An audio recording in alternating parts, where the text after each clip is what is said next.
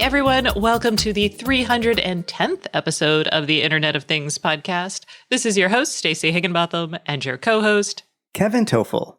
And we have a really jam-packed show for you today. We're going to be talking about smart things and depreciation of its hardware, Madam A and conversation skills. We've got a report on the success of subscription business models. And Ring, once again, in the news with police departments. Virginia has signed a privacy bill. There is some news out of embedded world on the chip front involving mega powerful processors, mega cheap processors, and mega secure processors. We also are going to talk a little bit about a rumor on a new Nest Hub. There's funding for a company that I followed for years in the connected toothbrush space that I'm really excited about. Tuya has filed to go public, and Kevin has a smart home product review for you. So much stuff. And we're going to hear from our sponsor, Very. Plus, this week's guest is Teen Su, who is the CEO of Zuora, and we're going to be talking about how to turn your product business into a subscription business. Whew. I'm exhausted just thinking about that. But first, that's a lot of stuff. We got to hit our first ad from this week's sponsor, Very. Are you looking for an IoT development firm that's been there, done that? Very's award-winning team of senior engineers, designers, and data scientists will work with you to get your biggest IoT hardware and software projects fully operational. Please go to www.verypossible.com to learn more. That's www.verypossible.com. Okay, Kevin. First up, Monday morning, people were unhappy because SmartThings was like, hey, remember how we said we were going to change things up and not really make hardware anymore? Well, not only that, they're depreciating their hardware that's been around for a while. What a great way to make a Monday worse. Yeah, the first Monday in March, such a hard month. So, Your 2013 SmartThings Hub, that's the original hub, I believe. I had one. And your SmartThings link for the NVIDIA Shield TV. I have one. Still have it. Those are going to stop working as of June 30th this year. We also heard reports that the ADT SmartThings Hub product is also going to stop working. So this is not all terrible. One, the 2013 Hub, I'm like, it's ancient. 7 years is a long time. Actually, I guess almost 8 years. It still works well, though. It still works. I think it's slower than it needs to be. It didn't have a lot of the additional, your Z-Wave radios have gotten a lot more secure now, for example. The other thing, there are two things here that I hate. One, your NVIDIA Shield is still relatively young. You got yours in 2018.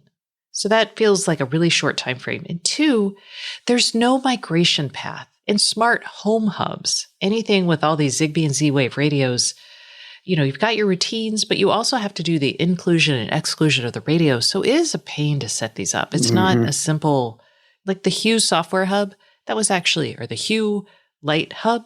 When they switched hubs, they had a software program that just pulled everything over. It was awesome.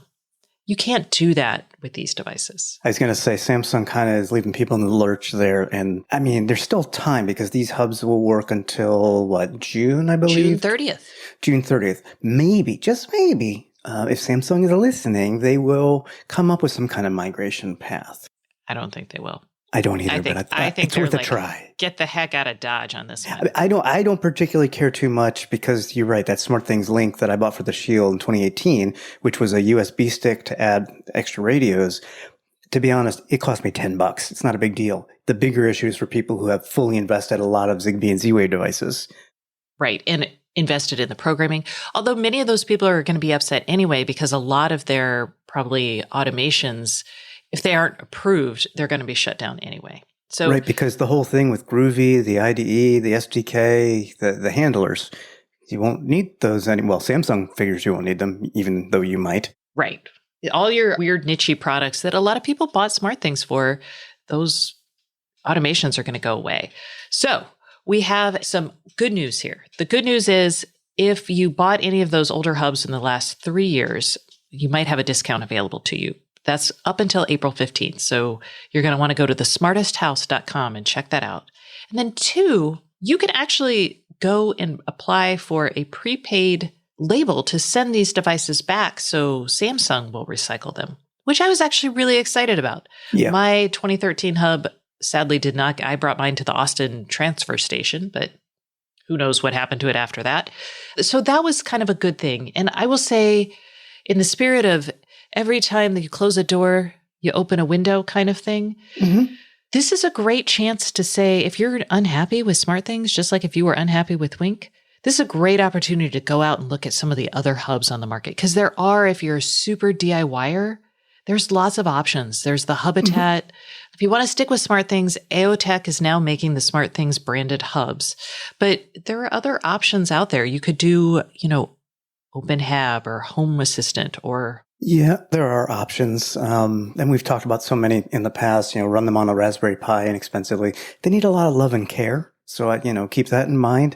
The other thing, though, with AOTech still making the Samsung branded hub, the hardware, I personally would not invest in that if you're a SmartThings user, because again, a lot of the groovy stuff is going away. Well, they still have pretty robust integrations. Maybe I'll pick up an AOTech SmartThings hub and I'll weigh in once. They haven't been available. Get some weird devices, because that's where it comes into play. That's why people may want to keep this stuff. And as soon as another new weird device shows up, how are you going to get it integrated is going to be the problem for people. Yeah. And remember, these will work till June. Maybe, just maybe, there'll be something in the industry that comes out before June that doesn't require a hub. Chip? I queued that one up. I teed it up for you. Yes. I'm like, chip, perhaps? Yes. Well, yeah, I thought we'd have it by the end of February, and here we are in March. So let's not talk about chip, because I'm getting... All right. Okay. Let's talk about Madam A, because Amazon announced Conversations, or rather made Conversations GA, generally available.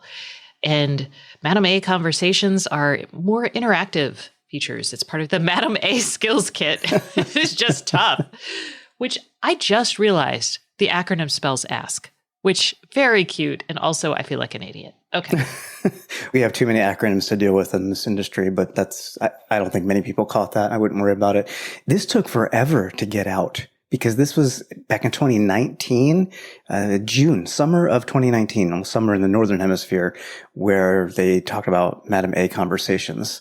And it's been in beta, but it's now available. Yeah. And so if you're wondering what this basically eliminates the need to talk to Madam A like you're a computer too, right? And it allows a little bit back and forth. And when you're if you're a developer storyboarding your voice skill, you can actually provide multi-turn interactions to customers. Yeah, in the beginning, you really had to predict how a question was going to be asked of Madam A by an end user, and you had to kind of account for all those different intents and contexts. But this will make it a lot easier in that the Madam A device will be able to interpret maybe a query that you didn't plan for as a skill maker. Yes. So basically, Madam A is getting smarter. That's the long and short of this. All right. Let's talk about subscription revenue, because I know that I subscribe to way more things. What about you, Kevin? Yes, actually. In fact, my subscription for my Nest Aware is up at the end of this month. I'm choosing not to renew it, though, because I upgraded my iCloud account for HomeKit Secure Audio, or Video, rather. Oh my gosh. That feels like big news. Oh, okay. The industry is shaken. Yes. No. Yeah, I can't use a HomeKit Video Doorbell with HomeKit Secure Video unless you have a 200 gig or more iCloud storage plan. Okay. That's right. $3 a month. It's fine. Okay. Well, okay. So back to subscriptions. Kevin was paying back for to everybody else's subscriptions. This is from a company called Zora, and they make software that helps companies build subscription plans, manage them, charge for them, all that other stuff. So every year, actually twice a year, they put out a subscription economy index. This is an index, so... Yeah, it's relative, yes. It's relative. I was like, this is not percentage growth. But what they're seeing is the pandemic. What happened is subscriptions, they were still growing, but they grew by a slower level. And then in the second quarter, so that's like April, May, and June, when we were all like, what the heck is happening? Cancel everything. And then all of a sudden they shot back up again, and they are up year over year from 2019 to 2020.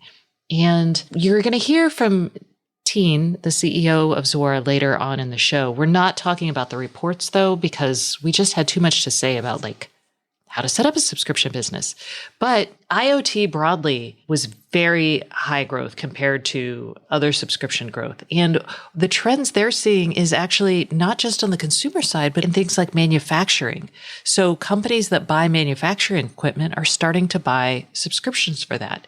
Probably not for the equipment as a whole, but for things like, hey, I would like predictive maintenance on top of that, which is a really big deal. So in the manufacturing sector, from 2018 to now, so basically the last 3 years, manufacturing subscription prices have gone up 150%. Meanwhile, industrial sector sales, so overall sales for industrials, have gone down by 10%. So that is ridiculous.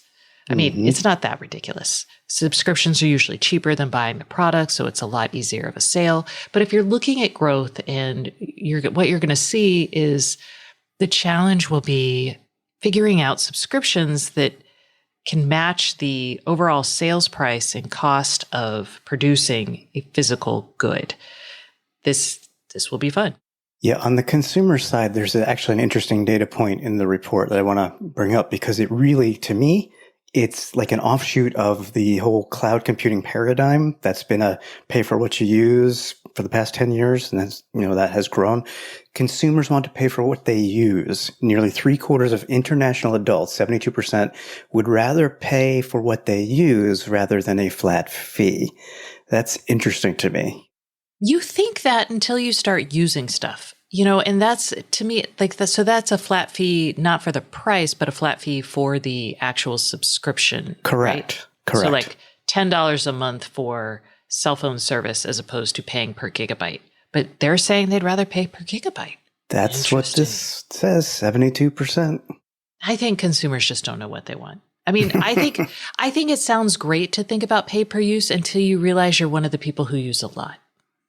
And I think that tends to generate feelings of scarcity if you're, lower income. And then you lose out on the benefits of having abundant broadband has only brought good things to us, right? Agreed. So this is where I really I struggle with this. Plus, in the smart home, you can lose some control over how much you use. You can't control how many people come up to your video doorbell. That's going to cost you for cloud storage on a pay-per-use basis. So gives whole new meaning to the no soliciting signs. I will have a no trespassers sign out in front of my house. Yes. Trespassers will be shot. No, they will just be charged the exact amount Ring charges me. All right. So we'll include a link to the report. There's lots of good information in there. You're going to love it. Speaking of Ring, because my gosh, we have to. There was an article in the Washington Post, and I thought it was worth mentioning because, yes, it does talk about how much Ring is working with police departments. But the interesting thing here is there were 2 stats worth noting. One is law enforcement is suddenly realizing that, oh, hey, these doorbells can be used against us because people see law enforcement at the door. There were 2 FBI agents in Florida that were shot because the person inside the house that they were going to was like, oh, there's 2 FBI agents at my door. Nope. And so that's a bummer for police departments. They're like, wait a second, this isn't right. And then also, there's a stat about police in Milwaukee. For every homicide and non-fatal shooting in the city, they request Ring video within a half square mile of a crime scene. So, and they just automatically do that now. So if someone's shot within a half square mile of you, you're going to get a request for your video. You can send it or not, but it's just now this very casual part of the process. And I really don't know how I feel about that. Yeah, on the plus side, Ring did add 2-way encryption for the video recently. So they can't pull it without... Exactly. Well, they can pull it. They just won't be able to do anything with it.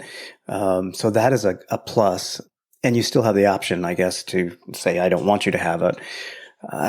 Yeah, it shouldn't be automatic, though. I don't believe, but that's just me personally. Well, it's not I mean, the police have just made it part of their process. It's not like automatically that Ring is sending it. No, agreed. Yeah, it's a process thing. Correct.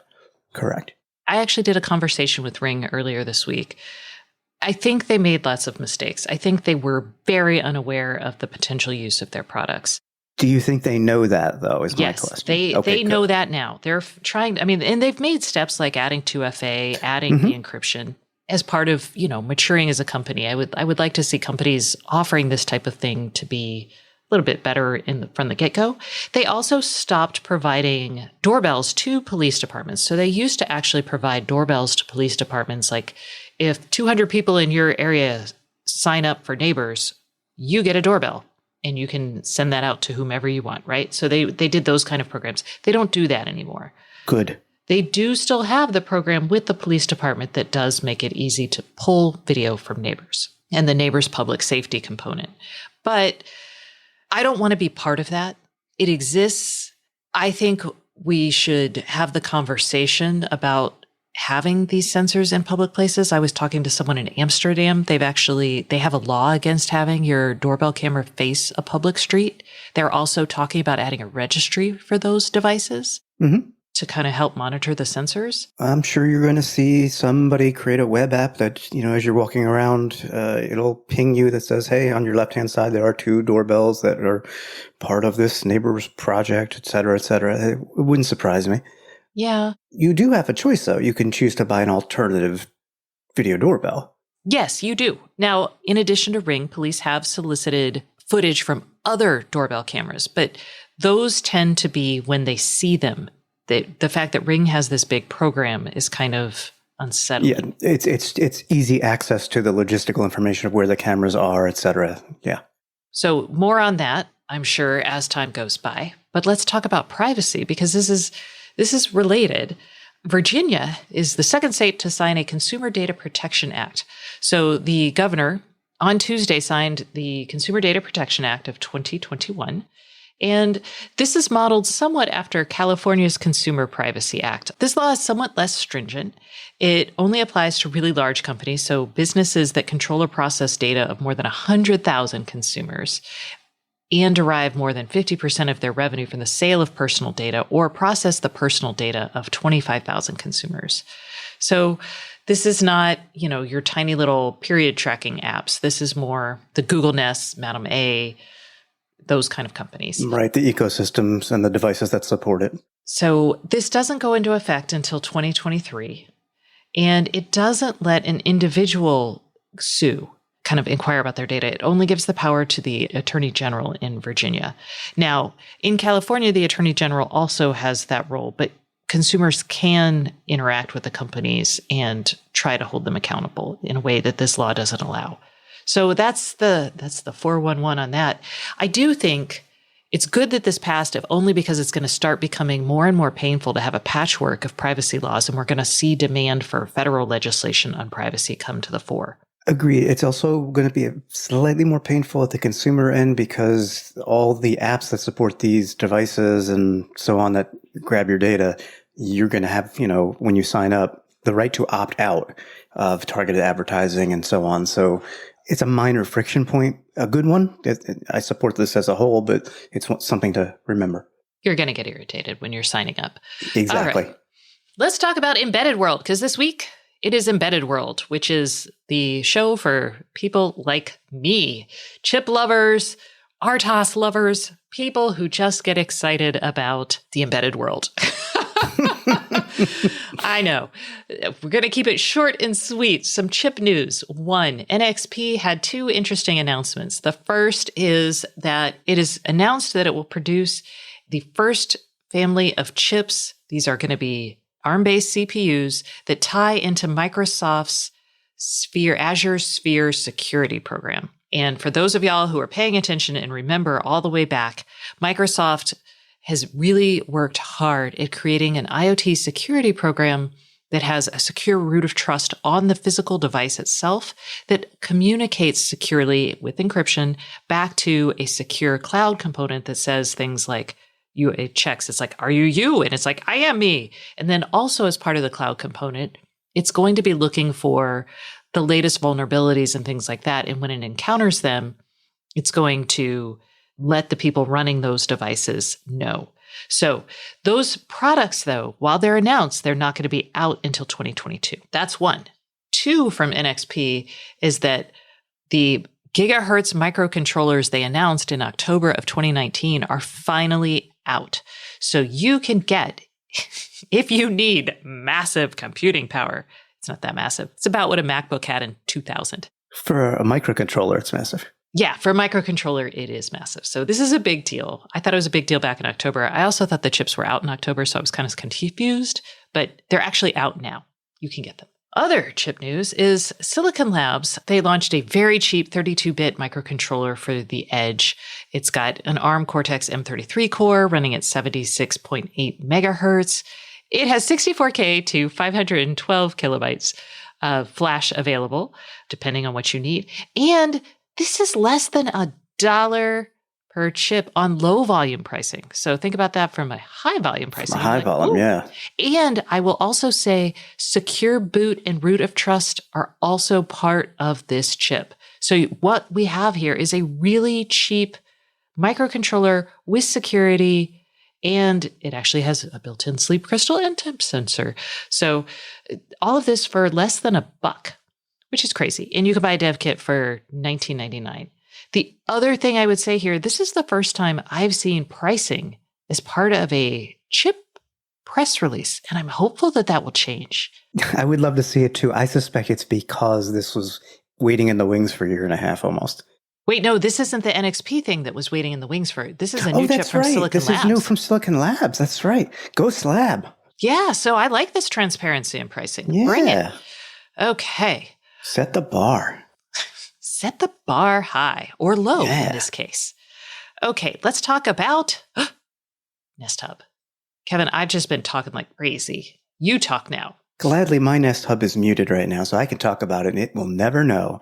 So we've seen, I believe a couple weeks ago, it was reported that some health data was appearing on the Nest Hubs, and we had joked about it like, hey, Stacy, you haven't taken too many steps today. You know, you need to get out more.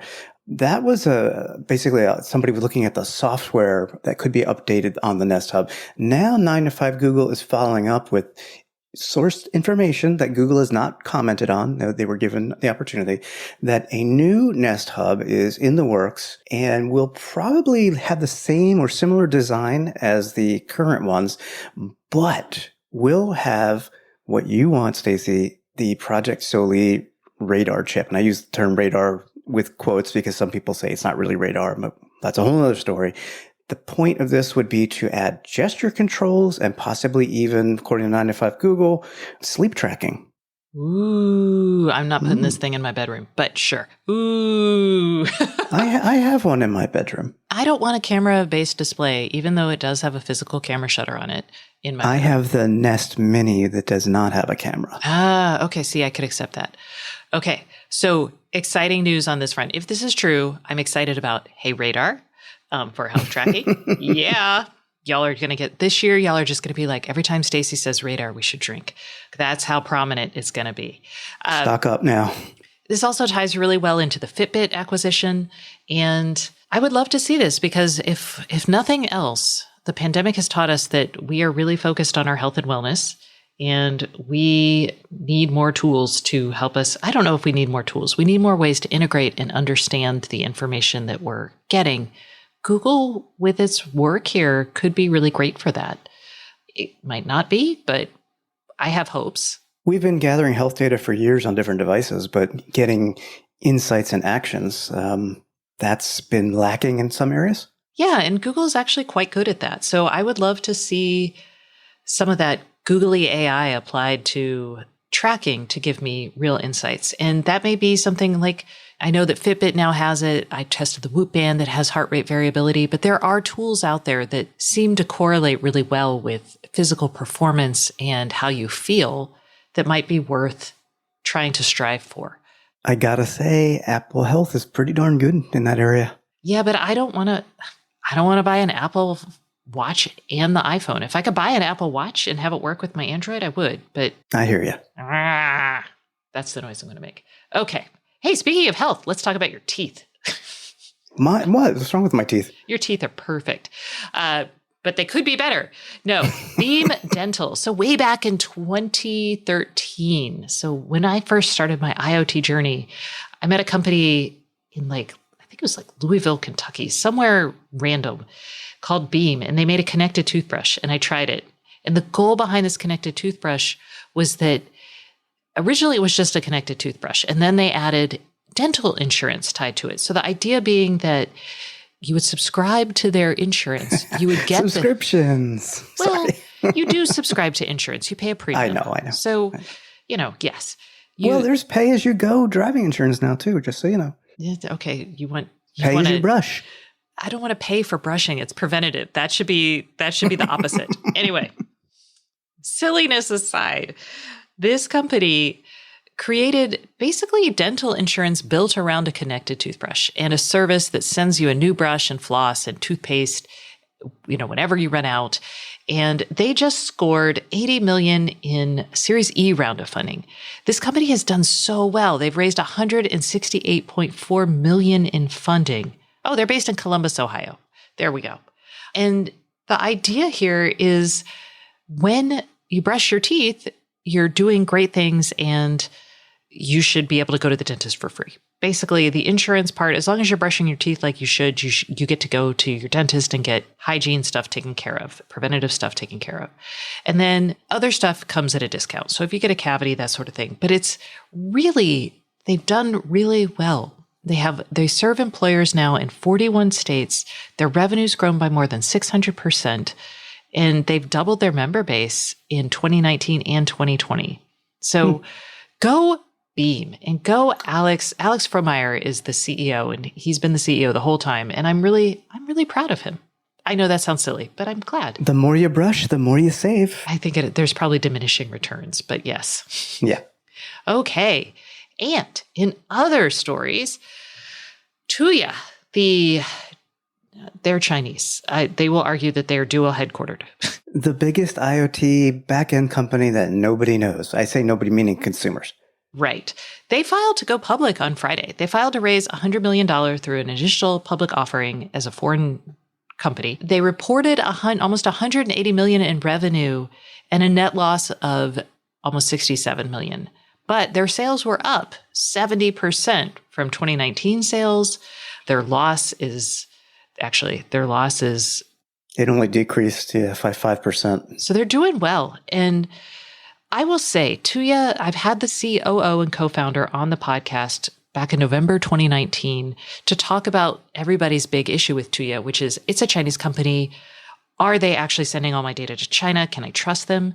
The answer is, as always with China, I feel like maybe. They store their customers' data local to the customer. So they have operations around the world.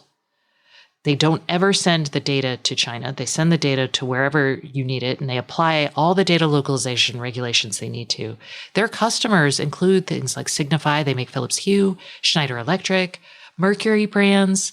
Some of these companies are really very, like any European company has data localization rules to follow. So the fact that those companies trust this feels pretty significant. I would actually love to see, and I don't think we'll ever find this, I would like to see a list of whose products actually use Tuya for the back end, because I get so many questions about these brands that are not known, not well known. In fact, we're going to talk about one in a minute. Everybody's like, well, can I trust it? It's a Chinese product. And I say, but if it uses Tuya, it should be okay. I just don't know who is using them and who is not. Energizer. All the Energizer branded smart home devices, which I have seen them only once, but they use it. Tuya has over 5,000 customers. Right. So that's a lot. Just so you know, their biggest competitors are probably Ayla Networks here in the US.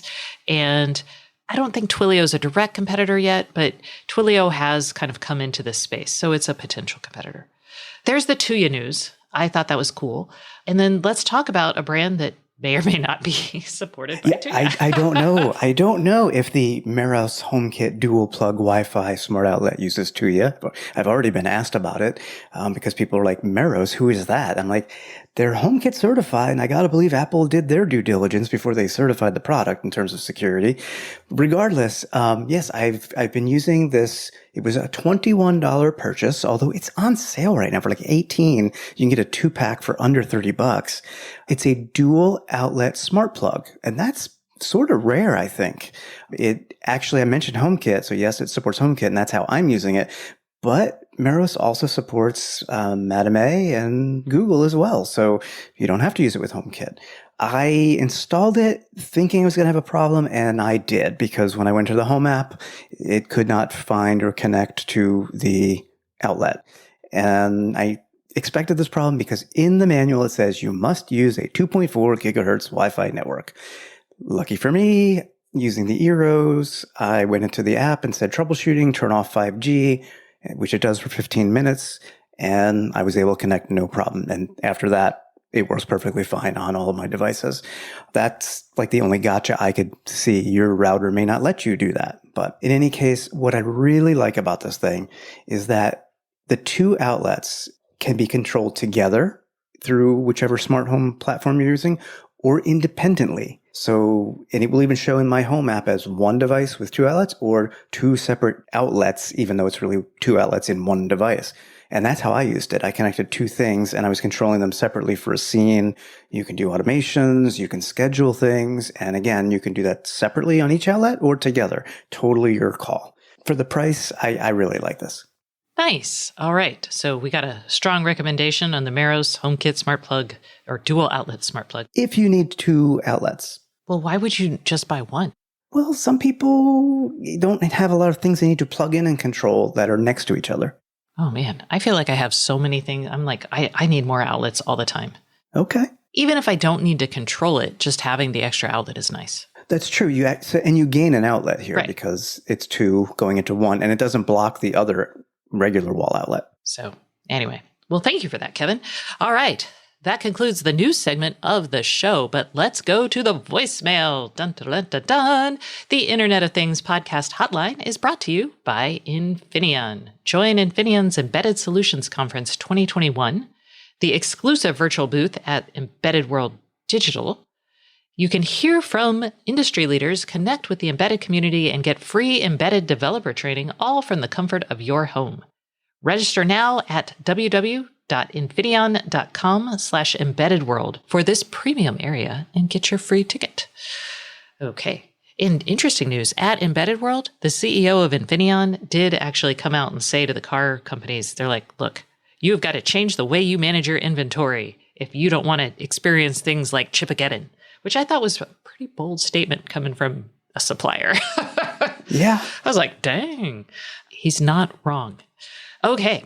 The Internet of Things podcast hotline. This is the part of the show where you can call us and ask us your questions, and you will be entered to win a smart speaker of your choice.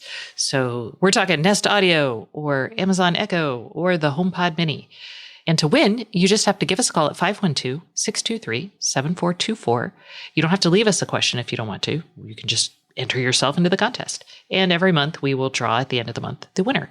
Which, speaking of, this month's winner, or rather February's winner, somebody from Pennsylvania, and it's not me. It's an unknown caller from Pennsylvania that isn't Kevin. So you will be hearing from us, and you can let us know what your choice is. So congratulations. Pro tip: if you call in, leave us your name. You don't have to. I mean, No, you don't. You can be anonymous. It's just like, I feel bad that we announce somebody won. That's true. We use the number that you call us on if you don't leave us a number to text you. So if it's a landline, then we can never find you. Just keep that in mind. Okay, let's get to this week's question, which is from Christopher and deals with doorbells. Let's hear it. Hi, Stacy and Kevin. This is Christopher. I had a question about smart doorbells, not in the way of using it as video, but just a smart doorbell that could connect to your Echo or Alexa system for the house. That's what I'm really looking for right now, because I'm really not happy with what's going on with the Ring doorbell system, with the police surveillance. So I'm just trying to look for an option to replace that with just a doorbell that does connect to the Alexa ecosystem and see what we could do. All right. Thank you so much. I appreciate your help. Bye. So we've got a couple of options. I don't know that there's an ideal option for Christopher, but we have some things to consider. And this gets back to one of the stories. I can appreciate that Christopher is like, I'm not cool with this whole Ring Neighbors thing, and I get it. The best answer is probably the Eufy video doorbell. And I know you don't want video, but it's $120. The reason we're like, I know you don't want video, but it might be okay, is because it has encrypted local storage. So not Eufy, not anybody in the cloud, nobody is getting that data. It's all localized. And it works with Madam A, and it has motion detection, and it is the doorbell that I currently have. Well, there you go. So you got a happy customer. So what else did we find? Arlo, actually, it's a little old of a model, but they have a voice only, no camera doorbell, which I think was like $60. That sounded good, but it does not have motion detection whatsoever. You could do this Arlo voice-only doorbell and add a motion detector of your own. But you also need the base station for this to work. So you're looking... That's the problem. Another $100. And we found it on sale. We didn't find it on the US site. We still found it on like the Canadian site. So my suspicion is this may be a product that is not going to be made for much longer. Well, I think that everybody has gone video only at this point. That seems to be the trend. Yeah. So, and we were excited because Wyze has local storage on their video cameras, and they have a really inexpensive doorbell. But unfortunately, the Wyze doorbell does detect motion, but it does store everything in the cloud. So yeah, there's no local option, and that's kind of almost a first for a Wyze product. That surprises me. Yeah, well, doorbells are tiny. I mean, well, micro SD cards are tiny too. I don't know. Yeah, no micro SD card slot there on that Wyze, which is $45. So again, the Eufy probably sounds like the best option, even though it has video. Yes. So those are the options we found for you. Feel free to call us and let us know if anyone else out there has something better. You could also still be entered to win. Haha. If you would like to participate, give us a call, 512-623-7424. We love hearing from y'all, especially because most of y'all say nice things to us. No one actually has said anything mean. Just some people do not actively say nice things, which is also fine. Okay, that's enough of this for this week. Please stay tuned for our guest, who is Teen Su, who is the CEO of Zuara. He's talking about how to build a subscription business, why we're heading that way, and if you're a company that's building these products, how you should start reorganizing your company to offer subscriptions. And now a message from our sponsor. This week's sponsor is Very. Hey everyone, we are taking a quick break from the Internet of Things podcast for a message from our sponsor. This week's sponsor is Very, which is a full-service IoT engineering firm. And today I'm here with Dan Lindemann. Dan is a senior software engineer at Very, and he's going to talk to us about a recent project he worked on where he helped build a solar microgrid controller for a Very client that is doing some really cool things. Dan, can you tell us a little bit more about that project? Sure. Essentially, the client we were working with wants to help 3.5 billion people who live in hard-to-reach places with underserved energy access. They wanted to get them reliable energy access. To do that, they sell grid management solutions to microgrid and distribution utilities in remote places and in developing markets in 25 different countries. So what they wanted us to do was to create a way for utility workers to use their product to see the usage status of meters and grids, to perform basic admin tasks and service account balances for their customers. So in just 7.5 months, we were able to deliver them fully validated pre-production hardware and robust firmware systems with another backend service and software app tying it all together. That is a lot. Can you tell me a little bit more about how you did it and what challenges you and your team faced? So IoT projects are challenging. In this case, we face some bonus challenges like when will the internet be in town? How do I create clean architecture when the hardware is shifting under my feet? And how do I quickly pivot to a different peripheral? So we did a few different things to make this successful. First, we used Elixir, Nerves, and Nerves Hub to develop and manage our firmware. We like these tools for firmware because they're secure, open source, and fault tolerant. They keep our software tidy by decoupling the firmware from the hardware. Second, we really focused on data minimization, which was really essential for this project because the microgrids being in remote locations means they don't have reliable internet access. It seems like it might be a really hard problem to solve, that you might have to do some very archaic things to get it right. But we found that we could actually use a lot of plain old Linux utilities. And this helped us to provide full utility data when low bandwidth internet might not be in town until next month.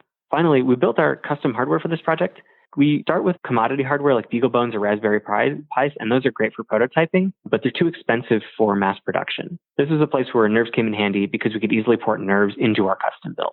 Awesome. So what was the end result? We built a hub that collects energy utilization data from solar panel meters, allowing the grid operators the ability to efficiently process energy use and production on their grid. It's in the final certification and support phases right now, and we're excited to launch. Great. Thanks so much for sharing, Dan. And where can people go to learn more about Very and the other projects you're working on? You can learn more at verypossible.com/Stacey. That's VERY possible.com/STACEY.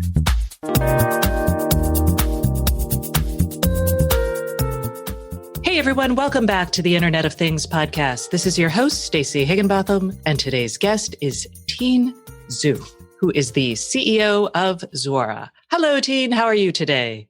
Hi, Stacey. I'm doing well. Great to be on the show. I am really excited to have you because we talk a lot on this show about subscriptions, and basically Zuora helps companies offer and manage their subscriptions. So can you tell me a little bit about the company and why you founded it? Yeah, so we are a software company. You're exactly right. And what we do is we help some of the best companies in the world, companies like Caterpillar, Ford, Zoom, DocuSign, and others, launch, build, and grow subscription businesses. And so we handle everything from pricing to e-commerce to orders to billing and payments. And we've been doing this for over 12 years. When we started the company, the reason we started it is we had this vision that really you and I, ultimately, we're not going to buy things anymore. Every year that passes, we're buying less and less stuff to meet our needs. And we saw this with the software sector. I worked at Salesforce.com, a software as a service company. My co-founders worked at WebEx.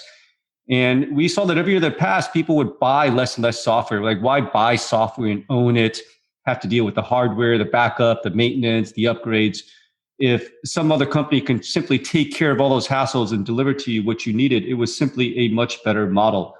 And we asked ourselves, could this happen in other industries? Could this happen in financial services and retail and ultimately in manufacturing, one of the biggest sectors of all?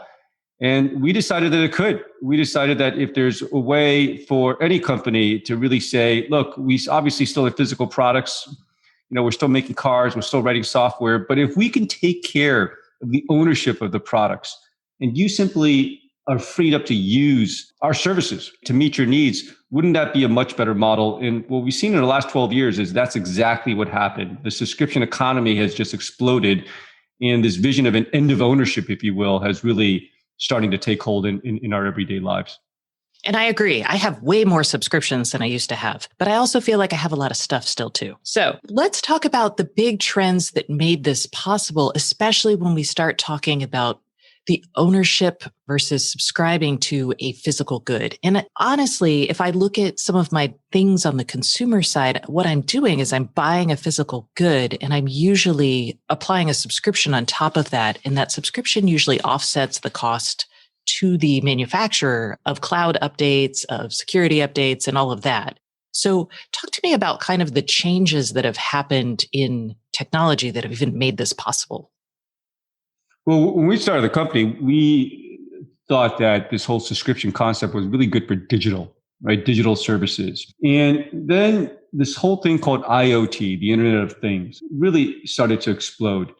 And for a number of years, it was kind of this quiet thing, right? The cost of putting sensors and connectivity had dropped significantly, so that manufacturing companies were simply building this into their products. And after 3, 4, 5 years, Caterpillar woke up as an example and said, yes, we have 2 million physical assets out there. And pretty soon, all of them are going to be connected to the internet. Companies like iRobot would say, we have millions of robots, but if you look at all the robots that we've sold, the vacuum cleaners over the last 2 or 3 years, they're all connected. And the car companies, they've got these long development cycles, right? The model years and so on and so forth. But they're realizing now that every car that they sell over the last 2 years is connected to the internet. And so when you have this world where every physical product is connected to the internet, this whole subscription revolution is not just limited to the digital world anymore. It's getting into the physical world. I'll kind of take us back to 1989.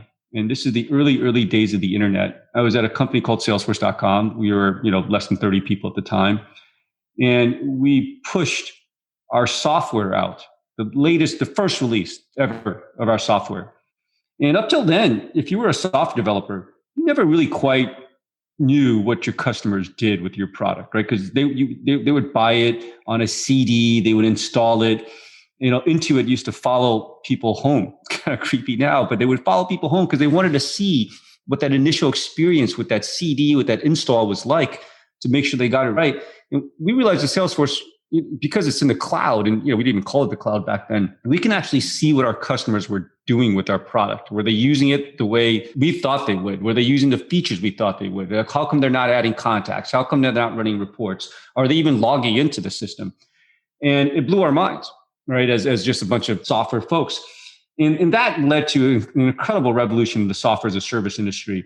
Now, fast forward till today, there's all these engineers, car engineers, washing machine engineers, designers of medical scanners that are going through the same eye-opening experience where that's actually how my customers are driving my cars.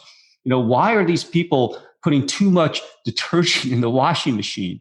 And so more and more, you're going to see the designers and the engineers saying, how can we deliver a better service? How can we make this more automated? How can we take over more and more? How can we make our products more intelligent? And to the point where, look, we don't need our customers to actually buy the product. We should just own the maintenance and the running of it. It might physically be in their homes, but we should just think of it as a cloud-based service. And so everything is going this direction. The physical world is going to feel exactly like software in the next few years. And that's what's really going to bring about the end of ownership.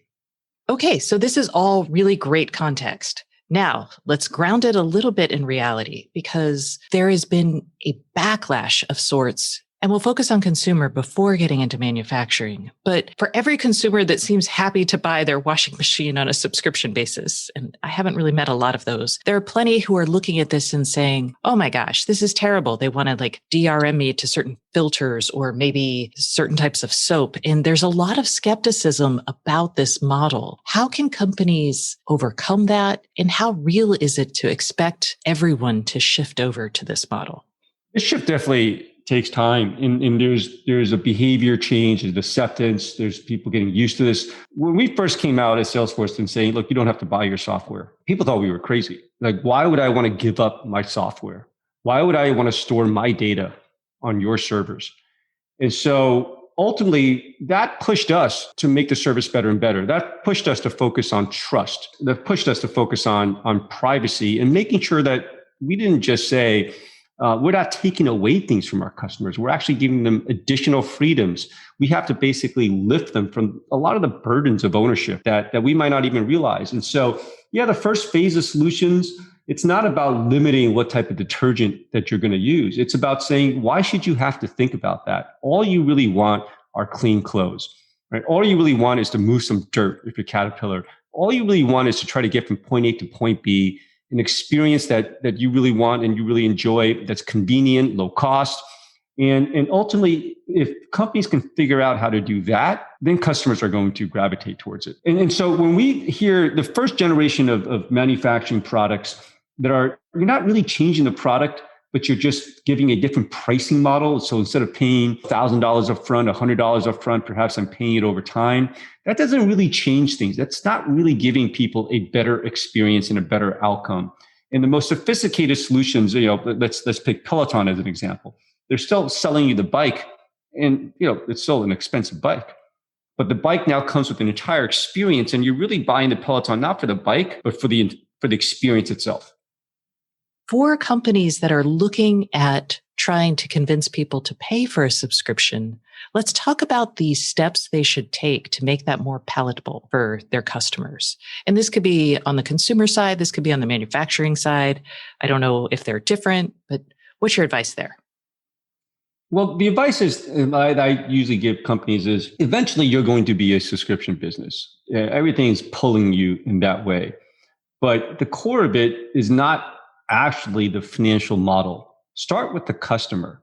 And if you go back to the story of physical products now being smart and connected to the internet, what is your customer actually trying to do? And can you deliver a better experience and a better value to them? And this is very different, right? Because for probably a decade, probably a century, manufacturing companies didn't really know their customers. Or you would create a product, it would feed through the distribution chain, distributors, manufacturer, retailers, and you know somebody on the other side is buying it. But unless they send the warranty card back, you didn't really know who they were. And now there's no excuse not to have a direct digital relationship with your customers anymore because your products are smart and they're connected to the internet. And so once you learn from your customers' behavior, you start thinking about how do I make things better for them?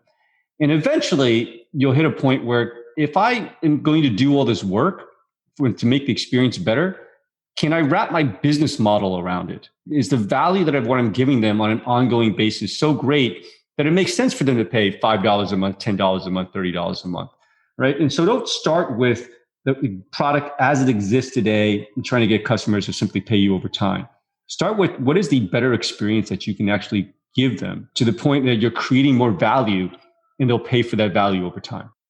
So let's move into the manufacturing space, because I have talked for probably the last 5 years with companies that make, centrifuges, steam traps, just real big, boring stuff that's very expensive. And their goal is to sell it to their customers on a subscription model. One of the challenges they've had is, one, manufacturing is just very conservative. But two, a lot of this equipment costs a lot to make. And so spending $100,000 on a piece of machinery to manufacture it and then try to sell it to someone on a $1,000 a month basis, those costs don't actually line up exactly. And I'm very curious what kind of trends you think we'll see as this model moves across the manufacturing industry in terms of financing, or who takes kind of ownership of the heavy, expensive equipment. Well, when you look at this expensive equipment, the reality is a huge part of these products are actually rented, leased, or financed. Even in the consumer sector, part of car sales are actually through leases. So there's already financial arrangements to spread a lot of these payments out over time. And so this isn't that new a concept. That being said, my advice for companies is not to leapfrog too fast into thinking that I need to change how I sell my products. Let me share sort of two stories. Let's stick with big companies. So Caterpillar realized that they have about 2 million, 3 million physical assets in the field.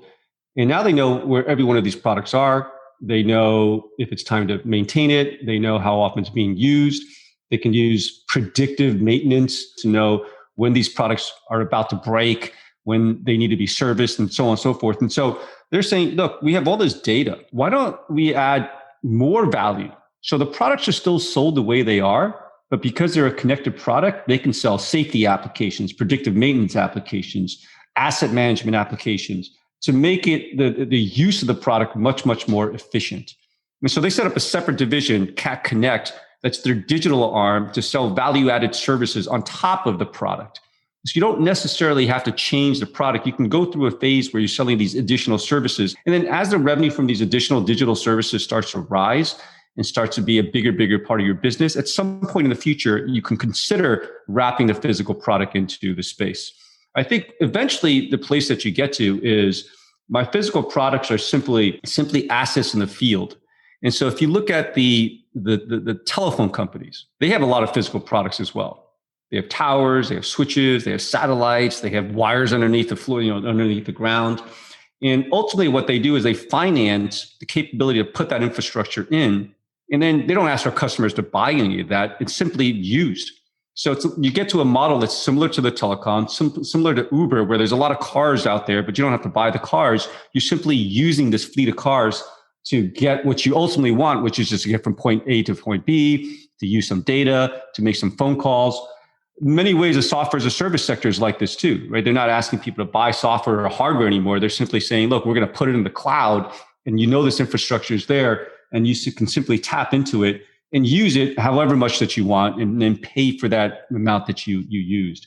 I think that's a later phase. I like the first phase, which is to say, look, we're not going to change how physical products work, but we can have all these add-on digital services that we can monetize and find additional revenue streams to supplement our existing revenue streams. And that's perfectly fine phase to go through. Got it. And as we move through this transition, do you think it'll be possible to purchase products that are not connected, that you could own? People used to think they really want to own their cars.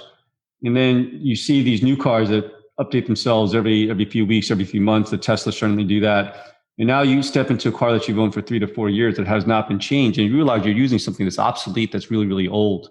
And so if there's a way, and again, it's up to the manufacturer to figure it out, where I can always have the latest fridge, the latest capabilities, maybe it's software driven, maybe it's another software download, and I don't have to worry about it. I'm always getting the latest and the best.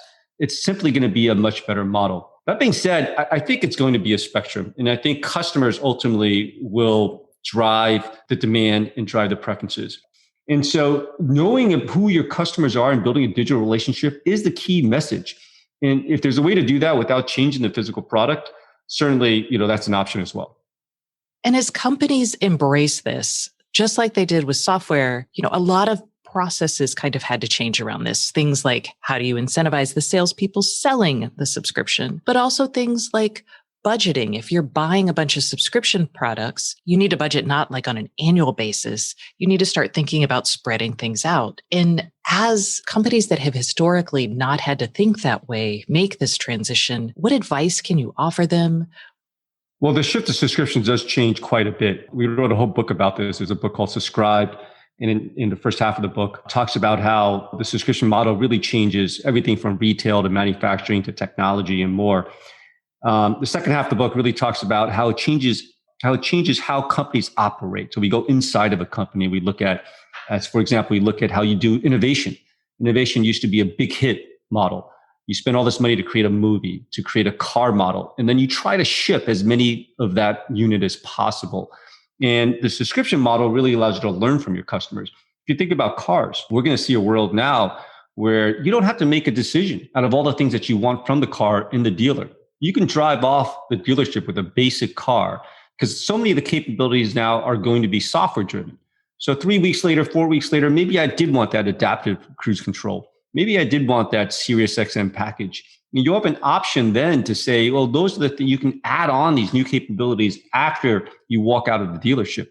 Well, that requires a car company to think completely differently, right? Because they never really had this ongoing relationship with their customers, and they never had the ability to make their products better and better, even after the initial physical product sale.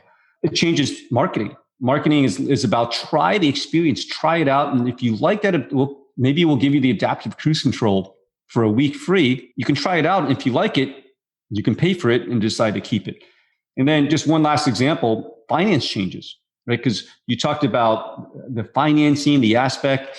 This is a completely different model. And if you step back and think about it, it's obvious. If I gave you two offers, the first offer is I can give you $10 one time. And the second offer is I can give you $10 a year for the next 10 years. Obviously, the second model is very, very different than the first. But in the accounting statement, it's hard to see the difference between these two things because it's buried in the numbers, and sometimes you can't even tell. And so there's a whole different way of rethinking finance and accounting that work for these recurring models, whether you're on the spending side or on the revenue side. And so this is a different way of thinking. A lot of times these big companies, manufacturing companies will say, look, let's set a different arm, a digital arm or a subscription services arm, so they can operate somewhat differently than the bigger company. And once we incubate it, once it's successful, once it gets to a certain size, we can figure out how to weave that back into the core organization. And the physicality of the device, I think, makes this a little bit different and maybe more challenging. When I think about things like, I actually own a Tesla and I don't subscribe to it. I purchased it outright. I think in the future, I might want to lease it. And, 3 years seems about the right time for a connected car because the hardware itself changes so much. But the idea of building physical hardware and tying it to something that can be updated is awesome for several years. And then the hardware underneath really starts to show its age. So how are you advising companies to think about that? Well, if you look at where Apple is going, it's really interesting. They have more and more models, starting with the phone, but more into the computers as well, where you pay a monthly fee, and every year or two, you simply send your hardware back and they send you a new one. And ultimately, this is a much better model, right? The asset transfer model where a physical product gets shipped to you, and then you've got to dispose of it. And you got to figure out how to recycle it, where to put it. As consumers, we're not always in the best position to make physical use of our products at the end of life of a product. I'd rather send it back to the manufacturer and they know what to do with it.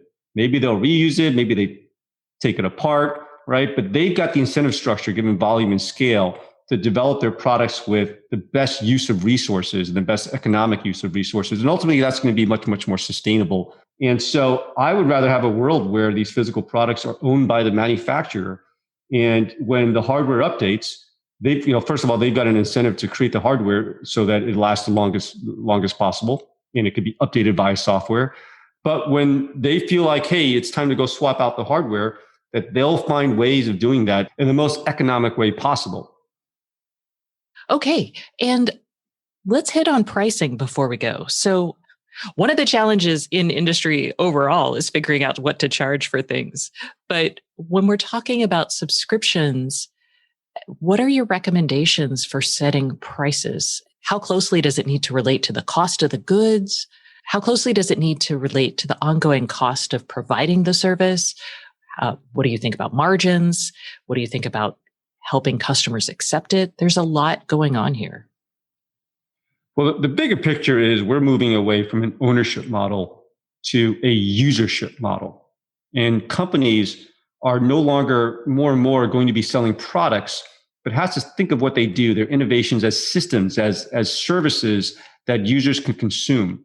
And so we're moving away from, say, a manufacturing-centric unit-based pricing model to something that feels more like how you engage with your wireless carriers or your internet providers. And if you look at pricing and packaging with Verizon, with AT&T, with T-Mobile, it's a dynamic space, right? There's all sorts of ways of pricing and packaging based on your needs. Maybe you're a person with 5 devices. Maybe you're a family with 3 people. And so you're going to see the same type of concepts: shared plans, unlimited plans, usage-based plans, consumption-based plans. That's really going to start to permeate the industry. Now, sometimes I understand if you're a manufacturing company, you're saying, gosh, that's really complex. And so you can certainly start simple, because pricing winds up being this dynamic thing that shifts depending on market dynamics, customer preferences, target segments, what competitors are doing. And so starting simple and then evolving it over time is the most important thing. But here's what I would say. I would say if you have a fundamental business model that's based on unit sales, let's say you're a car company and your business model is based on how many cars that you sell, then you know that in the next 5 to 10 years, you're going to have significant headwinds to growth because people are buying less and less cars. And this is happening worldwide. It's not just cars, game consoles, newspapers, you name the product area, chances are people are buying less and less of that product. But the strange thing is consumption or usage is going up.